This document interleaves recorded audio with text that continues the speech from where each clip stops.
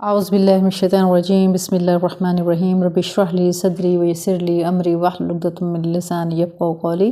हमने 2 रुकू पढ़ लिए थे। आज हम आयत नंबर 20 से आगे पढ़ेंगे कि अल्लाह ताला उसमें हमें क्या फ़रमाता है। ये हम दौरा कुरान कर रहे हैं 2026 का, और इसमें हम सीखने और समझने की कोशिश करते हैं। औज़ुबिल्लाहिमिनश्शैतानिर्रजीम बिस्मिल्लाहिर्रहमानिर्रहीम। लोगों, बंदगी इख्तियार करो अपने उस रब की जो तुम्हारे और तुमसे पहले जो लोग हो गुजरे हैं उन सब का खालिक है। तुम्हारे बचने की तवक्को इस सूरत में हो सकती है। यानी बचने की तवक्को से क्या मुराद है? यानी दुनिया में गलत बीनी व गलत कारी से और आखिरत में खुदा के अज़ाब से बचने की तवक्को। वही तो है जिसने तुम्हारे लिए ज़मीन का फर्श बिछाया, आसमान की छत बनाई, ऊपर से पानी बरसाया और इसके ज़रिए हर तरह की पैदावार निकाल कर तुम्हारे लिए रिज़्क़ बहम पहुँचाया। बस जब तुम ये जानते हो कि दूसरों को अल्लाह के मुकाबिल ना ठहराओ, यानी दूसरों को अल्लाह के मद्दे मुकाबिल ना ठहराओ से क्या मुराद है? इससे ये मुराद है दूसरों को अल्लाह का मद्दे मुकाबिल ठहराने से ये मुराद है कि बंदगी और इबादत की मुख्तलिफ़ अक़साम में से किसी किस्म का रवैया खुदा के सिवा दूसरों के साथ बरता जाए। यानी फ़र्ज़ करें हम किसी को ये समझ लेते हैं कि वो हमें नौकरी ही दे सकता है बंदा, और हम उसके इतने मिन्नतें तरले करें कि अपनी इज़्ज़त नफ्स का भी ख्याल ना रखें और उसके पीछे पड़ जाएं कि बस इसी ने ही नौकरी देनी है। देखिए, उलमा ये फरमाते हैं कि जब आप किसी को किसी काम के लिए कहते हो तो दूसरी दफ़ा उसको रिमाइंडर दो, तीसरी दफ़ा अगर उसी काम को उसी बंदे को कहोगे तो उसमें शिर्क का शाइबा आ जाता है। लिहाजा हमें इस चीज़ से बचना चाहिए कि वो चीज़ वो काम जो हमारा अल्लाह हमारे लिए करता है हम वो उस तरह की कोई उम्मीद किसी इंसान से ना लगाएं। बस हल्का सी हीला करने की यानी कोशिश करने की हमें इजाज़त है, और कोशिश भी इस तरह से कि एक दफ़ा कहा, दूसरी दफ़ा रिमाइंडर दिया किसी भी काम का दूसरे को, तीसरी दफ़ा फिर उसके करीब भी नहीं लगना। फिर ये ज़हन में रखें कि ये जो काम नहीं हुआ इसमें अल्लाह की कोई बेहतरी होगी, अल्लाह ही ने असल में हमारा काम करना होता है। तो हमें अल्लाह से दुआएं मांगनी चाहिए, हाजात के नफल पढ़ने चाहिए और कोशिश करनी चाहिए कि अल्लाह ताला हमारे तमाम मसाइल को हल करे। तो ये होता है कि किसी को अल्लाह के मद्दे मुकाबिल लेके आना, इससे मुराद ये है। और अगर तुम्हें इस बात में शक है कि ये किताब जो हमने अपने बंदों पर उतारी है ये हमारी है या नहीं, यानी यहाँ पे अल्लाह ताला फरमा रहा है अगर तुम्हें यहाँ पे कोई शक है तो इसकी मान एक ही सूरत बना लो, अपने सारे हम नवाओं को हमायतियों को बुला लो, एक अल्लाह को छोड़कर बाकी जिसको चाहो मदद ले लो। अगर तुम सच्चे हो तो ये काम करके दिखाओ, लेकिन अगर तुमने ऐसा ना किया, यकीनन कभी नहीं कर सकते। यानी उस वक़्त के जो मुशरिकीन थे और नॉन मुस्लिम्स थे वो ये कहते थे जी ये कुरान पाक आप ने खुद अपनी तरफ से लिखा है। तो अल्लाह ताला ने यहाँ उनको चैलेंज किया है कि तुम ठीक है, अगर तुम इसको समझते हो तो ले आओ इस तरह की कोई एक सूरत भी, तो अगर तुम सच्चे हो। फिर अल्लाह ताला खुद आगे वेरीफाई कर रहे हैं, बता रहे हैं कि नहीं तुम ऐसा कभी भी नहीं कर सकते, और कैसे इसी तरह से कभी एक सूरत भी ऐसी बनाकर नहीं ला सकते। तो फिर आगे देखते हैं कि यहाँ पे क्या फरमाता है अल्लाह ताला। तो डरो उस आग से जिसका ईंधन बनेंगे इंसान और पत्थर। अच्छा, यहाँ पे हम देख लेते हैं पत्थर से क्या मुराद है। यानी वहाँ सिर्फ तुम ही दोज़ख का ईंधन ना बनोगे, बल्कि तुम्हारे वो बुत भी वहाँ तुम्हारे साथ ही मौजूद होंगे जिन्हें तुमने अपना माबूद और मसजूद बना रखा है। यानी हम जिन लोगों को अल्लाह के मद्दे मुकाबिल ले आते हैं या जिन पत्थरों की हम पूजा करते हैं, यानी वो पत्थर ही हुए ना जो अल्लाह के अहकाम को किसी को पूरा कर ही नहीं सकते, हमारी कोई ख्वाहिश पूरी कर ही नहीं सकते। तो हम उन पत्थरों को अपना इलाह मान लेते हैं, नाउज़ बिल्लाह मिन ज़ालिक। जैसे नफ्स का इलाह हो गया, अपनी ख्वाहिशात का हो गया, तो या किसी को हम इतनी ज़्यादा इज़्ज़त एहतराम दे देते हैं जो हमें अल्लाह को देनी चाहिए, तो वो भी पत्थर होते हैं। सिर्फ ये नहीं तो कि बुतों की पूजा करने सिर्फ पत्थर है। तो हम इस तरह से अपनी ख्वाहिशात की जब पुजारी हो जाते हैं या किसी इंसान की इस कदर इज़्ज़त एहतराम करने लगते हैं कि बस हमारे काम इसी नहीं करने हैं, तो अल्लाह ताला फरमाते तुम भी जहन्नुम में जाओगे अगर इस तरह से करोगे, और वो लोग भी जो पत्थर हैं, पत्थर नुमा लोग हैं, वो भी जहन्नुम में जाएंगे। यानी इसमें वो बुत भी आ जाते हैं जिनकी परस्तिश की जाती है, और वो भी लोग आ जाते हैं जो पत्थर की मानते यानी हमारे कोई काम नहीं कर सकते। मुनकरीन हक़ के लिए और ए पैगम्बर जो लोग इस किताब पर ईमान ले आएँ और इसके मुताबिक अपने अमल दुरुस्त कर लें, इन्हें खुशखबरी दे दो कि इनके लिए ऐसे बाग हैं जिनके नीचे नहरें बहती होंगी। इन बागों के फल सूरत में दुनिया के फलों से मिलते जुलते होंगे। जब कोई फल इन्हें खाने को दिया जाएगा तो वो कहेंगे ऐसे ही फल इससे पहले दुनिया में हमको दिए जाते थे। ان کے لیے وہاں پاکیزہ بیویاں ہوں گی اور وہاں وہ ہمیشہ رہیں گے۔ ہاں، اللہ اس سے ہرگز نہیں شرماتا مچھر جیسے حقیر تر کسی چیز کی تمثیلیں دیں، یعنی مثالیں دیں۔ دیکھیں مچھر بھی تو اللہ کا ہی بنایا ہوا ہے نا، تو اللہ کے لیے تو ساری مخلوق برابر ہے۔ تو اللہ کے لیے اللہ کہتا ہے کہ مجھے اس سے کوئی نہیں شرم آتی کہ میں ایک مچھر کی مثال دوں، کیونکہ اس وقت کے جو منکرین تھے وہ یہ کہتے تھے یہ کیسی کتاب ہے، اس میں تو مچھر کا بھی ذکر ہے۔ تو یہاں اللہ تعالیٰ اس کو ویریفائی کر رہا ہے کہ مچھر بھی تو اسی کی مخلوق ہے، تو اللہ کو اس بات سے کوئی شرم نہیں آتی، یا اللہ تعالیٰ ایسا نہیں محسوس کرتے کہ مجھے اس کی مثال نہیں دینی چاہیے۔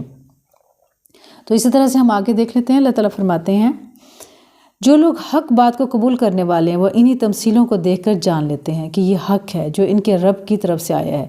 جو ماننے والے نہیں ہیں وہ انہیں سن کر کہنے لگتے ہیں کہ ایسی تمثیلوں سے یعنی مثالوں سے اللہ کو کیا سروکار۔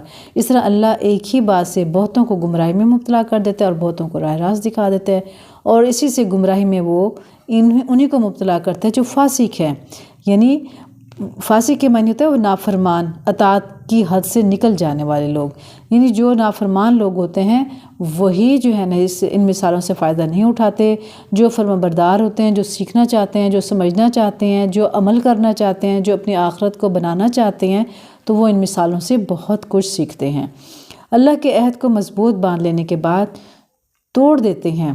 تو یہ کون لوگ ہیں جو توڑ دیتے ہیں؟ بادشاہ اپنے ملازم اور رعایا کے یعنی بادشاہ اپنے ملازم اور رعایا کے نام جو فرمان ہدایت جاری کرتے ہیں ان کو عربی زبان میں عہد سے تعبیر کیا جاتا ہے۔ اللہ کے عہد سے مراد اس کا وہ مستقل فرمان ہے جس کی روح سے تمام نوع انسانی صرف اس کی بندگی، اطاعت اور پرستش کرنے پر مامور ہے۔ مضبوط باندھ لینے کے بعد سے اشارے اس کی طرف ہے کہ آدم علیہ السلام کی تخلیق کے وقت، جس کو ہم تھوڑا سا وضاحت کر لیتے ہیں کیونکہ یہاں عہد کو توڑ دینے کا کہا ہے۔ تو آدم علیہ السلام کی تخلیق کے بعد تمام بنی نوع انسان سے اس فرمان کی پابندی کا اقرار لیا گیا تھا، جیسے کہ سورۃ اعراف آیت نمبر 172 میں بیان ہوا ہے۔ اللہ نے جسے جوڑنے کا حکم دیا اسے کاٹتے ہیں۔ تو کاٹنے کا کیا حکم، یہاں دیکھ لیتے ہیں کاٹنے سے کیا مراد ہے۔ یعنی جس روابط کے قیام اور استحکام پر انسان کے اجتماعی اور انفرادی فلاح کا انحصار ہے، جنہیں درست رکھنے کا اللہ نے حکم دیا ہے، ان پر یہ لوگ تیشہ چلاتے ہیں، یعنی اسے ختم کر دیتے ہیں اور زمین میں فساد برپا کرتے ہیں۔ حقیقت میں یہی لوگ نقصان اٹھانے والے ہیں۔ کون سے لوگ؟ جو اللہ کی نافرمانی کرتے ہیں، اللہ کے حکم کی پرواہ نہیں کرتے، تو وہی لوگ نقصان اٹھانے والے ہیں۔ تم اللہ کے ساتھ کفر کا رویہ کیسے اختیار کرتے ہو؟ یہاں پہ اللہ تعالیٰ بتا رہے ہیں کہ تم کیسے اللہ کے ساتھ جو ہے نا کفر کا رویہ اختیار کرتے ہو۔ آگے ہم دیکھ لیتے ہیں کہ اس میں اللہ تعالیٰ نے کیا فرمایا ہے۔ حالانکہ تم بے جان تھے، یہاں پہ ہم دیکھتے ہیں کہ اللہ تعالیٰ فرما رہے ہیں حالانکہ تم بے جان تھے اس نے تم کو زندگی عطا کی، پھر وہی تمہاری جان سلب کرے گا، یعنی زندگی کی پھر جان اللہ تعالیٰ لے گا، سلب کرے گا، پھر وہی تمہیں دوبارہ زندگی عطا کرے گا، پھر اس کی طرف تمہیں پلٹ کر جانا ہے۔ وہی تو ہے جس نے تمہارے لیے زمین کی ساری چیزیں پیدا کی، پھر اوپر کی طرف توجہ فرمائی اور یہاں دیکھیں 7 آسمانوں سے کیا مراد ہے، اس کو دیکھ لیتے ہیں۔ 7 آسمانوں کی حقیقت کیا ہے، اس کا تعین مشکل ہے۔ انسان ہر زمانے میں آسمان یا بالفاظ دیگر عالم بالا کے متعلق اپنے مشاہدات یا قیاسات کے متعلق مختلف تصورات قائم کرتا رہا ہے جو برابر بدلتے رہتے ہیں۔ بس مجملاً اتنا سمجھ لینا چاہیے کہ یا تو اس سے مراد یہ ہے کہ زمین سے ماورا جس قدر کائنات ہے اسے اللہ نے 7 محکم طبقوں میں تقسیم کر رکھا ہے، یا یہ کہ زمین اس کائنات کے جس حصے میں واقع ہے وہ 7 طبقوں پر مشتمل ہے۔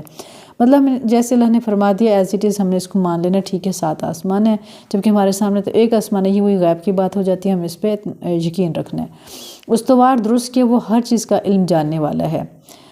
پھر دیکھتے ہیں، پھر ذرا اس وقت کا تصور کرو جب تمہارے رب نے فرشتوں سے کہا تھا کہ میں زمین میں خلیفہ بنانے والا ہوں۔ انہوں نے عرض کیا کیا آپ زمین میں کسی ایسے کو مقرر کرنے والے ہیں جو اس کے انتظام کو بگاڑ دے گا، خون ریزیاں کرے گا، اور آپ کی حمد و ثنا کے ساتھ تسبیح اور آپ کی تقدیس پاکیزگی کا ورد تو ہم کر ہی رہے ہیں۔ یعنی فرشتوں نے کہا، فرمایا میں جانتا ہوں جو کچھ تم نہیں جانتے۔ اس کے بعد اللہ نے آدم علیہ السلام کو ساری چیزوں کے نام سکھائے، پھر انہی فرشتوں کے سامنے پیش کیا اور فرمایا اگر تمہارے یہاں دیکھ لیتے ہیں اگر تمہارا خیال صحیح ہے کہ کسی خلیفہ کے تقرر سے انتظام بگڑ جائے گا تو ذرا ان چیزوں کے نام بتاؤ۔ انہوں نے عرض کیا، نقص سے پاک تو آپ ہی کی ذات ہے، ہم تو بس اتنا ہی علم رکھتے ہیں جتنا آپ نے ہم کو دے دیا۔